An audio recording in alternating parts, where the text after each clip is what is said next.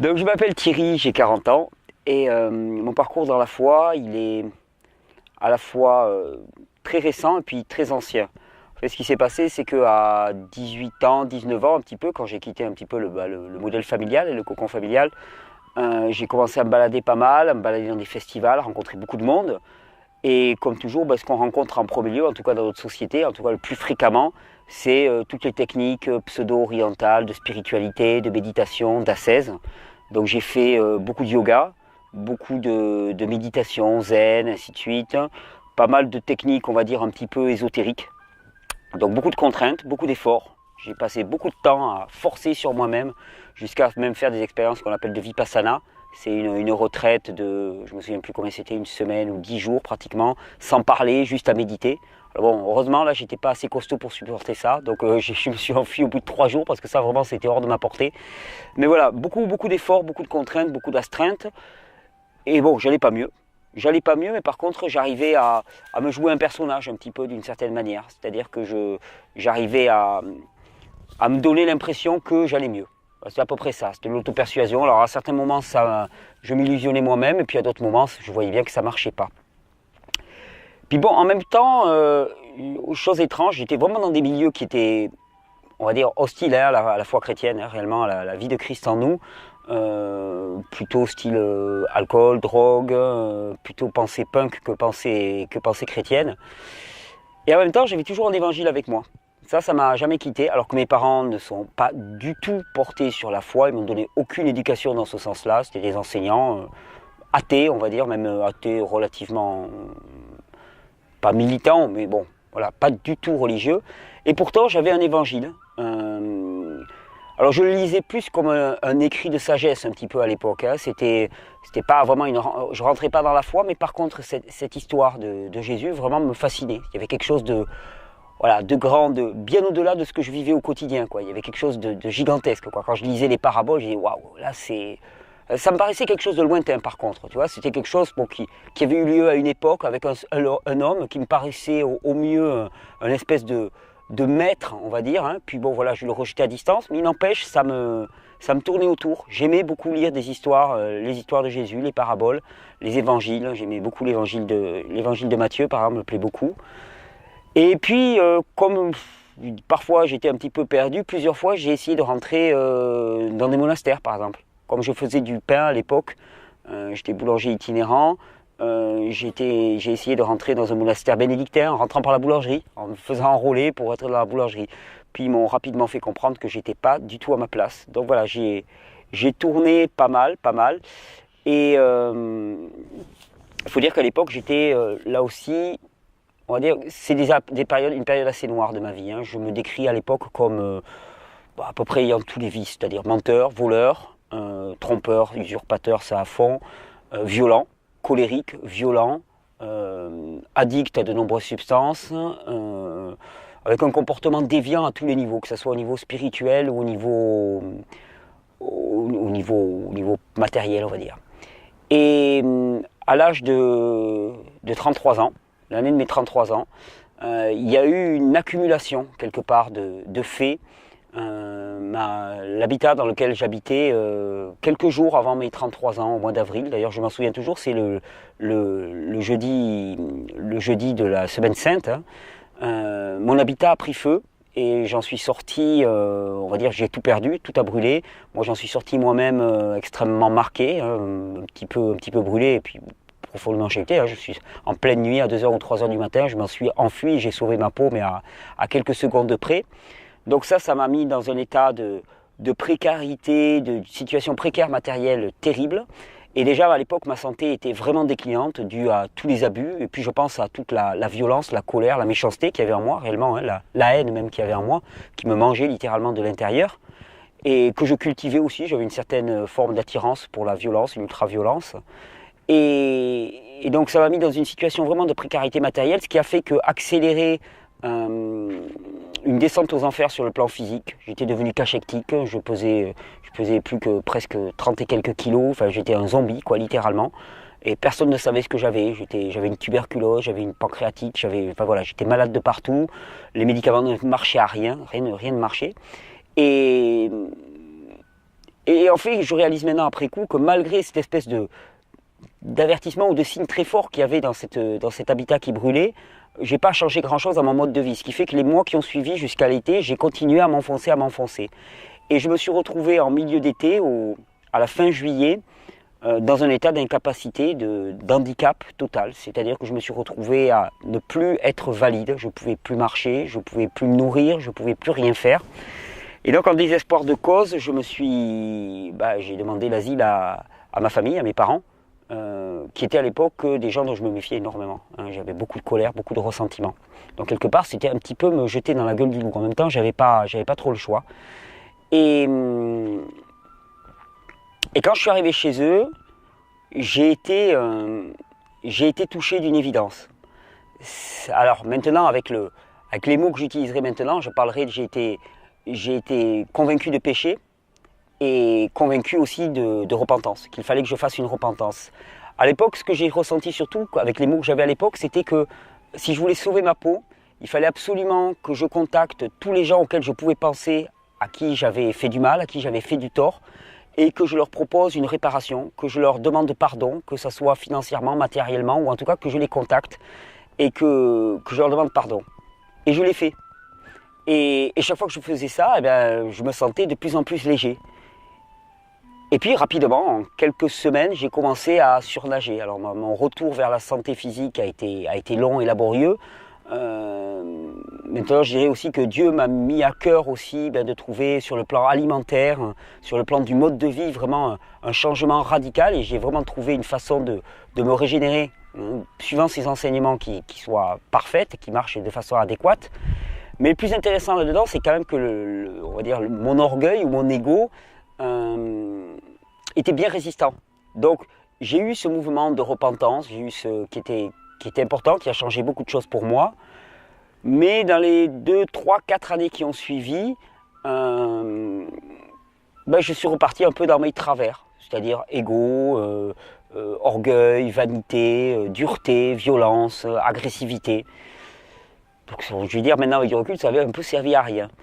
Et donc je me suis retrouvé en 2011, c'était il y a presque 4 ans maintenant, donc 3 ans et demi. Je me suis retrouvé en 2011 à partir tout l'hiver en voyage en Asie. Plus parce que je ne savais pas ce que je faisais ici. Je n'avais aucun sens. Je n'avais pas grand monde à qui je tenais. Je n'avais pas l'impression qu'il y avait grand monde qui tienne à moi ici. Je n'avais pas vraiment de sens dans ma vie. Et donc je suis parti en Thaïlande et là-bas ça s'est très très mal passé parce que j'ai vraiment senti que ici j'avais pas ma place, mais alors là-bas non plus. Et qu'en fait je comptais pas, j'avais l'impression de compter pour personne, j'avais l'impression je savais pas ce que je faisais, j'étais étranger à ce monde complètement. Mon voyage s'est très très mal passé, mais là-bas par contre j'ai échangé sur un forum, on va dire lié plutôt à la nutrition et au mode de vie, avec une personne dont je me souviens toujours du pseudonyme, c'était marqué Ahava. Et cette personne, elle m'avait un peu accroché parce qu'elle se présentait comme un médecin et en même temps avec une pensée très large, et puis je sentais une forme de spiritualité. À l'époque, je le connaissais comme ça. Et donc quand je suis rentré en France, suite à ce voyage, dans un état vraiment dramatique, là aussi, j'avais eu un accident, j'ai perdu pas mal j'avais abîmé mes dents lors de cet accident. Enfin voilà, j'étais dans un état physique encore très délétère, à nouveau mangé par ma violence, par ma haine, par mon enfer dans lequel je vivais littéralement, dans ma solitude aussi. Cette dame-là m'a invité chez elle. Alors j'y suis allé parce que de toute façon, j'avais pas grand-chose d'autre à faire. Je suis allé chez elle et je m'attendais à rencontrer un médecin. Et en fait, c'est pas du tout ce que j'ai rencontré. C'est-à-dire qu'au bout de 5 minutes, j'étais coincé sur le canapé du salon avec elle à droite, son mari à gauche, qui est toujours psychiatre, et qui, après coup, j'ai appris, était pasteur avec une petite église de maison du côté de Fort-Calquier, à côté de Fort-Calquier.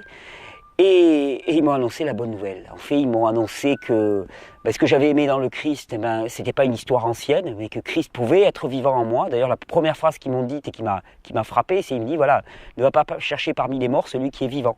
Et d'ailleurs, je m'en souviens à l'époque, comme je savais quand même j'avais cru comprendre qu'ils étaient plus ou moins chrétiens, j'avais voulu être gentil et j'avais acheté un beau crucifix. Et puis, lui était d'origine sévenole. Et je me souviens, quand j'ai commencé à sortir mon crucifix, j'ai senti que c'était pas trop l'ambiance de la maison. Et là, il m'avait dit, non, mais tu sais, on va te parler d'un Christ vivant. Donc bon, crucifix, c'est pas obligatoirement notre truc. Et donc, voilà, ils m'ont annoncé la bonne nouvelle. Ils m'ont dit que, ben voilà, que Christ pouvait être vivant en moi, que c'était pas simplement une vision de l'esprit, que c'était pas non plus une méthode couée, qu'il suffisait simplement de prononcer le mot de Jésus, d'oser prononcer ce mot, et que c'était pas un truc, mais c'était vraiment une ouverture qui permettait à Dieu d'agir dans notre vie littéralement. Et bon, je pense que sur le coup, ça m'a tourneboulé. Et surtout, le lendemain, ils m'ont dit, écoute, si tu veux, si tu viens avec nous, reste à la maison, viens avec nous, on a un baptême d'adulte dans la rivière, viens voir ça. Et alors moi, j'ai été nanti de toutes mes représentations voilà, d'église de tout jeune. Hein, j'étais allé très peu à l'église, mais voilà, c'était pas très rock'n'roll quoi, pour moi. Et je me souviendrai toujours, je suis arrivé dans un immense pré, il y avait une rivière de montagne, il y avait un gars qui est devenu un ami, qui est quelqu'un d'origine indienne, lui aussi avec un parcours de conversion absolument hallucinant. Il a été rejeté par toute sa famille parce qu'il a quitté la foi indienne, qui est assez dure, pour se convertir et pour devenir quelqu'un de fabuleux. Il s'appelle Chan, et j'ai une grande gratitude. Et donc il y avait Chan qui jouait de la guitare avec des Ray-Ban sur le nez, et puis c'était joyeux, il chantait des louanges, c'était magnifique. Et puis j'ai vu ces gens se descendre dans la rivière, plonger, et il y en a un particulièrement, un ami qui s'appelle Grégoire, qui est devenu un très grand ami. Je l'ai vu se relever après avoir été immergé, et j'ai vu son visage. J'ai pas vu quelqu'un de transformé, j'ai vu quelqu'un qui avait pris une décision qui changeait sa vie. Et ça m'a scotché, ça m'a littéralement scotché. Et j'ai dit, ok, pour moi aussi, dans un an, ça sera ça. Et un an après, ben, je me suis effectivement baptisé. Et dans l'entre-deux, ma vie avait été radicalement changée. C'est-à-dire que moi qui étais agressif, violent, perdu, j'ai trouvé à la fois... Je le dis souvent, je suis ému, je le dis parce que franchement, j'étais peut-être le dernier à sauver. Vraiment, il n'y avait rien à parier sur moi. Physiquement, j'étais foutu. J'étais assez déglingois. Moralement, j'étais complètement tordu et perverti. Donc, c'était certainement pas moi qui avait à sauver. Et pourtant, Dieu, il m'a donné un travail, une fonction, un message à faire passer, une foi ardente et brûlante, et qui est incandescente. Il m'a donné une femme, il m'a donné un enfant, il m'a donné des amis qui m'entourent. C'est juste que j'ai été réhabilité à un point, il m'a donné une tranquillité matérielle que je n'avais jamais eue alors que j'avais toujours été dans la précarité totale. Et donc, dans l'année qui a suivi, tout doucement, c'est mis en place au travers de... Ouais, ça a été un chemin, et c'est toujours un chemin d'ailleurs, hein, de sentir ça vivant en moi, de sentir sa présence vivant en moi, de me remettre chaque matin entre ses mains. Mais j'ai senti doucement, c'est un peu comme l'image d'un sachet de thé qu'on met dans de l'eau chaude. Tu vois, c'est l'eau, elle n'est pas changée en tant que telle. Pourtant, petit à petit, eh bien, on voit cette couleur qui se répand. Ben là, c'est pareil. Hein. De moments difficiles à moments difficiles, que ce soit dans le couple, dans la famille, dans les relations, de moments où je me bloque et où l'ancien revient, et puis quand l'ancien revient, c'est tout de suite une envie de frapper, de cogner, et puis immédiatement la pensée que non, c'est pas possible, quoi, c'est pas possible, tu ne peux plus fonctionner comme ça. Et donc à ce moment-là, de réaliser que ce qui est fantastique, c'est que jusqu'à présent, quand j'avais entre guillemets un mauvais comportement en moi, ben, je faisais des efforts pour résister contre ce comportement. Et maintenant, avec ma vie en Christ, c'est complètement différent. J'ai pas à faire d'efforts. Par contre, j'ai à prendre une décision. C'est-à-dire à un moment, à m'arrêter et de dire, ok, je vois cette violence, je vois ces pensées, ça, ce n'est pas possible. Maintenant, Seigneur, je t'en prie, par moi-même, je ne peux pas y résister, mais je t'en prie, fais le boulot en moi. Mais moi, je te dis oui, je te dis, Seigneur, viens m'aider. Et c'est là l'énorme différence pour moi. C'est-à-dire que c'est la fin de la lutte, la fin du combat. Il l'a fait pour nous. À la croix, tout a été vaincu. Sauf que j'ai compris qu'il fallait s'en saisir. S'en saisir, c'est par notre libre arbitre de faire le choix, de dire oui à Christ, d'accepter de s'humilier, mais au sens propre du terme, c'est-à-dire de se mettre à genoux littéralement, de rendre grâce aussi. Ça, c'est quelque chose que j'ai découvert relativement récemment. C'est vraiment de partir du postulat, de l'idée forte que la volonté de Dieu pour nous, elle est bonne en toutes circonstances, et que quoi que ce soit qui se passe dans notre vie, c'est parce qu'il l'a permis, parce qu'il l'a laissé faire. Et donc s'il l'a laissé faire, c'est pas pour qu'on souffre, c'est pas pour qu'on ait mal, c'est parce qu'il a un plan pour nous, et que de notre petite perspective de fourmi, finalement, On ne s'en rend pas vraiment compte, on a l'impression que ça, c'est pas de chance, c'est vraiment ralent et ainsi de suite. Mais il a un plan pour nous, pour les jours, pour les années, pour les mois à venir, qui est bien plus grand que cette petite déconvenue et que ça ne fait partie que du chemin. Donc apprendre quoi que ce soit qui arrive, à dire ok Seigneur, là, moi je ne comprends pas, vraiment je ne comprends pas, ça ne me plaît pas ce qui se passe, mais en même temps, je sais que ce que tu veux est bon pour moi. Et ça change tout. Voilà, c'est vraiment ma grande découverte, c'est d'apprendre à rendre grâce en toutes circonstances. Rendre grâce et appeler Jésus, appeler le Christ, prier pour les autres, prier pour les malades. Ça, c'est quelque chose, moi, qui m'importe énormément aussi. Et voir des miracles. Moi, j'ai vu des miracles se passer sous mes yeux encore récemment. C'est juste stupéfiant. Ce qui me fait brûler, c'est de dire aux gens, mais vous avez ce mot de Jésus que vous n'avez pas envie de prononcer parce que voilà, vous le reliez à tout un système un petit peu qui ne vous plaît pas. Ok, mais simplement en ne le prononçant pas, vous vous privez finalement de cet accès direct au Seigneur qui vous prend aussi petit, aussi faible, aussi inadéquat que vous soyez, aussi handicapé que vous soyez. Mais tant mieux parce que de toute façon, il n'en a rien à faire de la matière dont vous êtes fait. Parce que lui, il le transforme radicalement. Si tu ne sais pas marcher, il te fait marcher. Si tu ne sais pas aimer, il te fait aimer. Il ne te demande pas d'aimer, il te fait aimer. Il aime au travers de toi. C'est ça la différence. En fait, avant, je faisais un effort pour essayer de me hausser à la hauteur de Christ. Voilà, c'est ça. Dans les spiritualités orientales, c'est rentre à la hauteur de Christ. Donc on est sur sa petite échelle et puis on essaie de grimper pour monter à la hauteur de Christ. C'est mal barré parce que c'est foutu. C'est foutu à la base. Chaque jour, chaque heure qui passe, on se rend compte que c'est pas la peine. Alors que là, en fait, tout ce qui m'a été demandé, c'est au contraire, mais humilie-toi et laisse-lui la place. N'essaie pas de monter à sa hauteur. Au contraire, reste là où tu es. On se fiche de savoir si tu es bancal, si tu es inadéquat, on s'en fiche complètement, peu importe, parce que de toute façon, toute ta matière, c'est Christ qui va prendre la place. Donc ta matière, on s'en fiche. Tu es adéquat pour le service tel que tu es là, ne t'inquiète pas, de toute façon, ça n'a aucune importance.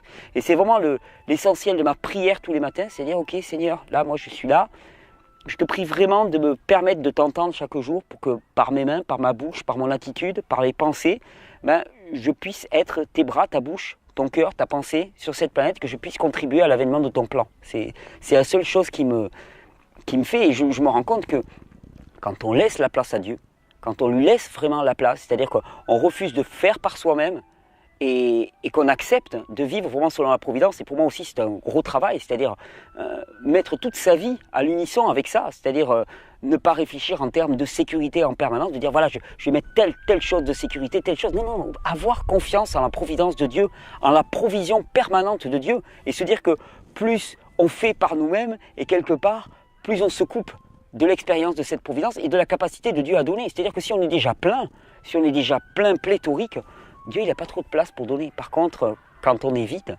et quand on se sait vide, et quand on se reconnaît vide, et quand on s'avoue vide, alors là, il peut remplir. Et ce qui nous remplit, mais c'est des kilomètres, c'est des lieux de tout ce qu'on peut imaginer, de tout ce qu'on peut trouver sur cette planète. Pour moi, ça a été le grand bouleversement de ma vie. Et puis, pour mes proches, pour ma femme, on a tous été impactés d'une façon... chacun de nous, on revient de très très loin. Mais en même temps, voilà, quand je vois le chemin que j'ai suivi jusque-là, je ne peux pas douter que la volonté de Dieu est bonne, parce que je me dis, si j'aime là où j'en suis aujourd'hui, je ne peux que aimer toutes les étapes du chemin, même si elles étaient bizarres, même si elles étaient douloureuses, même si elles étaient... Je vois le plan de Dieu. Et puis surtout, je suis d'un amour infini pour Dieu de par le libre arbitre. Cette capacité qui nous a été donnée maintenant, de dire oui ou non, c'est-à-dire de revenir vers lui d'un acte volontaire et non pas d'un acte inconscient. De savoir pourquoi. Moi, je sais pourquoi je reviens à Dieu. Parce que de toute façon, j'ai expérimenté la vie sans Dieu et c'est juste l'enfer. Et souvent, maintenant, quand je suis chamboulé dans ma vie, dans ma famille, dans mon travail, je me dis, mais bon, si j'avais pas le Seigneur avec moi, mais comment est-ce que je ferais ? Comment est-ce que je ferais ? Mais je serais effondré, je serais pulvérisé, ce serait pas possible. C'est ingérable la vie sans Dieu. Je ne sais pas comment j'ai vécu sans Dieu. Je comprends que j'étais aussi mal. C'est juste ingérable, il n'y a rien auquel m'accrocher. Alors que là, Seigneur, tu es mon bouclier, quoi. Tu me relèves la tête, puis je me souviens toujours dans la vallée de l'ombre de la mort. Alors souvent, ça nous arrive de nous sentir dans la vallée de l'ombre de la mort. Mais je sais, ouais, tu chemines avec moi, t'es avec moi, et je te vois, je te sens autour de moi. Et c'est pas de l'auto-persuasion, c'est vraiment une réalité. Il est présent. Alors c'est sûr, j'aimerais bien l'entendre en permanence. Mais il y a un ami qui m'a dit, attends, il n'est pas là pour nous téléguider, on n'est pas des marionnettes entre ses mains. Il teste notre foi régulièrement, mais il nous donne aussi notre libre arbitre. Et c'est cette dimension aussi que j'ai à explorer. Parce que finalement, j'ai tellement vécu par moi-même que maintenant, j'aimerais bien vivre que par Dieu. C'est-à-dire, il me dit tout. Seigneur, est-ce que je dois faire ceci? Est-ce que je dois faire cela? Il m'a appris à... Il m'a dit, voilà, écoute-moi quand je te parle, et le reste du temps, eh bien, fais selon ma volonté, ce que tu sais de ma parole, ce que tu sais. Et moi, j'ai vraiment à cœur de témoigner de cela, parce que vu de l'extérieur, ça paraît fou. En tout cas, je dis ça parce que je viens d'un monde dans lequel, si quelqu'un m'avait tenu les propos que je tiens actuellement il y a 10 ans, j'aurais dit, ok, c'est bon. Enfin, voilà, redescends un peu sur terre et arrête avec tes bêtises. De toute façon, ça rime à rien ton histoire, c'est de l'auto-persuasion.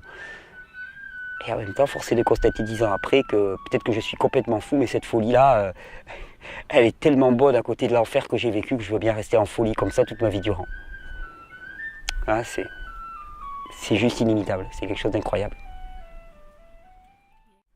La première guérison auquel j'ai assisté, c'est la mienne. Ma femme à moi, elle m'a libéré d'années d'addiction, quelque chose de juste hallucinant, contre lequel j'avais refusé de lutter. Bien sûr que j'ai vu des guérisons, j'ai vu pas mal de guérisons pour des malades. J'ai vu la mienne en premier lieu, qui était juste incroyable pour moi. J'ai encore récemment été prévenu par Dieu d'un accident qui allait se passer de façon imminente et parce que j'ai été prévenu juste avant, l'accident a pu être évité. En tout cas, l'accident a eu lieu, mais le côté dramatique de l'accident n'a pas eu lieu, alors que ça aurait été, voilà, il y aurait eu mort de personnes. C'est sans cesse qui guide nos pas. Là. Il y a encore quelques temps, pareil, je devais retrouver quelqu'un, ça paraît tout à fait anodin. Il y avait quelqu'un que je cherchais et qui évitait la rencontre. Et Dieu m'a guidé littéralement, il m'a téléguidé au travers des rues pour tomber sur cette personne et faire ce qui devait être fait. C'est juste fantastique quand on l'écoute. Oui, mais des guérisons, oui, bien sûr que j'en vois, bien sûr. Tout simplement le simple fait de prier quand à certains moments, on peut avoir même des petits bobos du quotidien, des petits maux de tête et des choses comme ça, ou une douleur au pied parce qu'on s'est tapé le pied, on s'est mal tapé le pied. Il est là. J'ai vraiment appris aussi, actuellement c'est mon travail, d'apprendre à savoir que Dieu, il n'est pas là que pour les grandes choses. Avant, je n'osais pas le déranger pour les petites choses. Tu vois, je lui disais non, mais il y a autre chose à faire, je ne vais pas le gérer avec mes petites histoires. Mais ça, c'est de l'ego, ça encore. C'est de l'ego. Il est là pour toutes choses. Il est là pour des grandes choses, pour des petites choses. Il m'a protégé, il m'a tenu tout le long de ces années. De toute façon, le premier miracle, c'est ce que m'avait dit un médecin naturopathe que j'avais rencontré à l'époque. Il m'avait dit, quand on vous voit, on ne peut que croire à la grâce de Dieu. Parce que physiquement, c'est juste impossible que vous soyez debout. Quand on voit dans quel état vous êtes, quand on voit au niveau biologique tous les indicateurs, vous ne devriez jamais être debout. Et c'est clair. Dieu il m'a donné quand même quelque chose dès le départ. Et ça, sûrement, j'ai une grande gratitude. C'est que dès le départ, il m'avait donné une rage, une joie de vivre qui m'a jamais lâché. Même dans les pires moments, je sais que j'ai vécu les pires nuits de perdition, de débauche. En même temps, au petit matin, j'avais toujours cette hargne de faire autrement, de dire ok, la nuit dernière, c'était catastrophique. Hier, tu t'es cassé la gueule. Mais aujourd'hui, tu te relèves et tu repars. Et il m'a relevé la tête sans cesse, et sans cesse, et sans cesse, et sans cesse. Alors c'est encore mieux maintenant parce que j'évite de me casser la gueule toutes les nuits. Mais par contre, voilà, cette rage, cette joie et à annoncer la bonne nouvelle maintenant.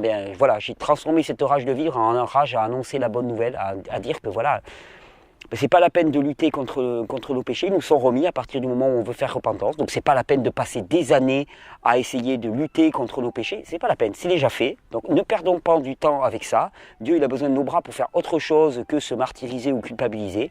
Il nous demande simplement de faire repentance et prendre sa croix tous les jours, c'est-à-dire accepter de marcher avec Christ. Et ça je crois que c'est la seule chose qu'on ait à faire. Il n'y a pas d'autres efforts à faire que de dire ok, chaque jour je demande à marcher avec Christ, j'accepte, je désire marcher avec toi Christ. Et à ce moment-là, après, ça se fait. C'est quand même une voie relativement facile, entre guillemets. Il y a un premier gros renoncement. L'arrogance, l'orgueil et l'ego.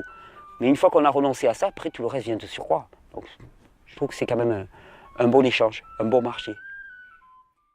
Il y a une petite prière que je me rappelle souvent et dont le contenu, ça pourrait être ça à peu près. Seigneur Père, permets-nous vraiment de ne pas cohabiter avec la douleur et la maladie et les considérer comme normales. Permets-nous de ne pas renoncer de ne pas renoncer à la vie pleine et épanouie que tu nous as promis, Seigneur. Tu nous as dit que nous avons été créés à ton image.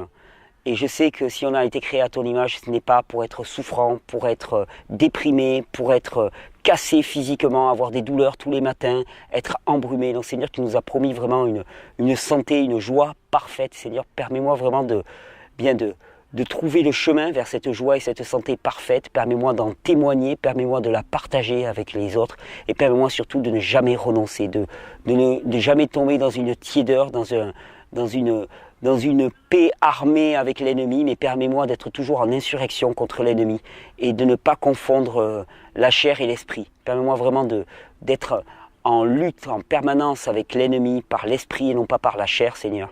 Et de voir en toute personne que je rencontre un frère ou une personne qui demande à te rencontrer uniquement et permets-moi de l'aimer.